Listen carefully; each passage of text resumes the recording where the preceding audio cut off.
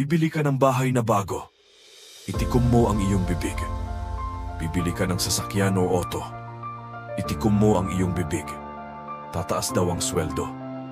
Itikom mo ang iyong bibig. Mapro-promote sa trabaho.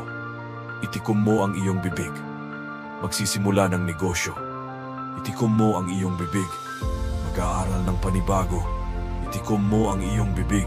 99%. Ang dahilan kung ba't ang ating mga plano ay nabibitin pa at di nagkakatotoo kahit matutupad na sana ang mga ito ay dahil sinasabi natin ng maaga sa maling tao. Mali ang lugar, mali ang oras, mali ang tiyempo. Mali na ibahagi ang lahat ng ating mga balak gawin.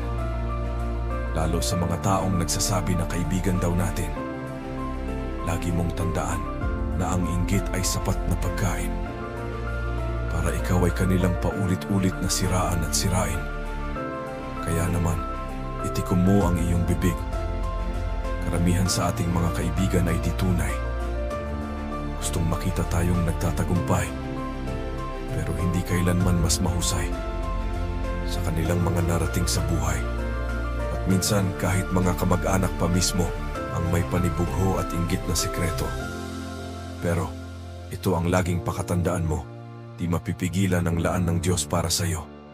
At kung nakaabot ka pa sa yugtong ito, kabilang ka sa katiting na porsyento ng mga taong tinatapos ang kanilang nasimulang plano. At kung nais mong mabago ang iyong mga pananaw, siguraduhin mong samahan kami sa aming alaw. Suportahan mo sana ang page ni Tatang Lau na ang layunin ay makapagbigay ng tanglaw. Maraming salamat po.